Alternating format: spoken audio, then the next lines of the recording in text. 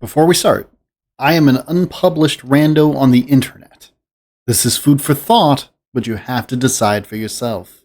Alright, for this first video, I'm just going to talk about kind of my process and the very fundamental basics of how I approach designing a game, and that will get us on the same page for all the future videos when I reference back to things that I said this time.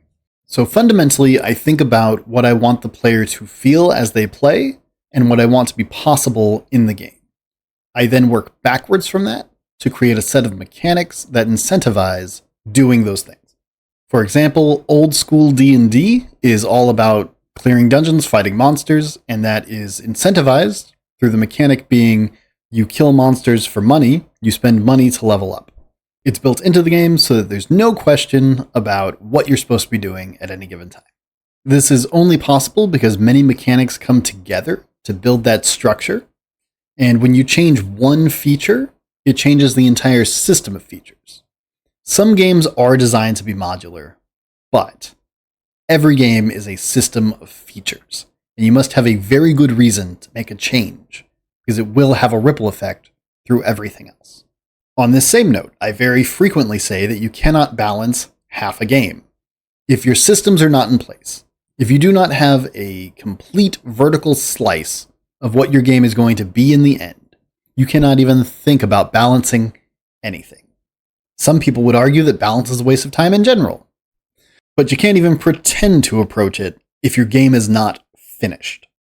So I won't worry about balance until we are absolutely sealing it forever, done developing. Rather than thinking of the game in terms of balance, I want us to think about incentives and penalties. Things that you are rewarded for doing and things that you are dissuaded from doing. Now, very frequently, a penalty should just be a rule. It represents something that the developer was like, I don't want people doing that. But instead of just saying don't do that, they made it undesirable to do that. I don't know why people do this. Having a bad time playing your game is a lot worse than just not being able to do this one thing. So, anytime you're about to put a penalty, think twice, should this just be a rule? Would that fit the framework of the game better to incentivize the kind of game I want to make and the kinds of games I want people to play using my system?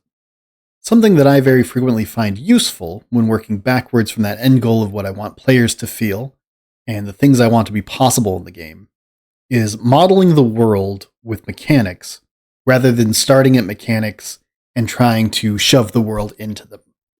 So for example, many people will begin their tabletop role-playing game with deciding the dice structure. Are they going to roll 1d20 or 2d6? I think that's the wrong place to start. For me, personally, when I start designing something, I go blank canvas. I sit down with some objects and I think, what do I want to model in the world? So in practice, this means that when you sit down to look at the differences between a great sword and a great hammer, you need to know whether or not that is important to the stories you want to tell. Do you want a player to feel the difference there? Or is this kind of more of a talkie game where the weapons don't really matter? And if they should be different, what differences are you modeling? Differences in damage? Differences in accuracy or speed? Shape? Weight? You can model many different things. But whatever you decide to model, it needs to feed back into that incentive structure to get people feeling the things you want them to feel and having the kinds of experiences that you are trying to generate in the game. Just to give a concrete example of this, in Words of Power, I wanted to capture the feeling of almost dying. When something hits your helmet and your helmet shears off, and you're like, man, what? In that moment, I wanted to capture that.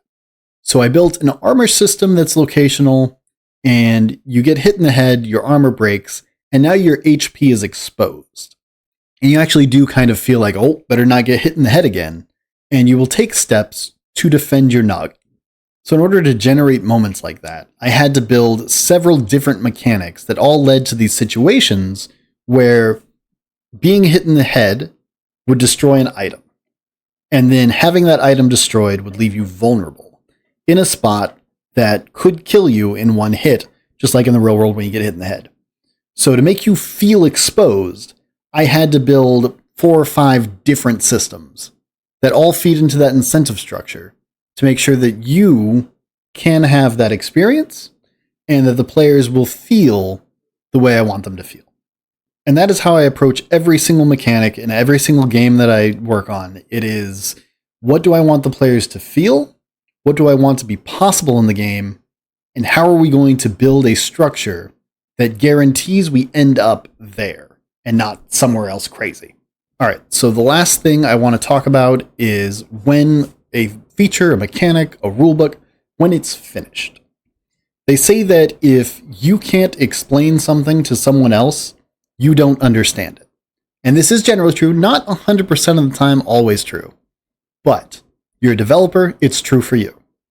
So if you cannot give your rulebook to somebody, have them read through it, having never met you, having no context, having no caveats or explanations, and get the experiences that you designed, then your project's not finished. All right, so this is going to be a playlist with other videos coming later that are more in depth on specific topics. This hopefully gave us a shared foundation so that you know what I'm talking about and where I'm coming from in those videos. Thanks for watching. Have a great day.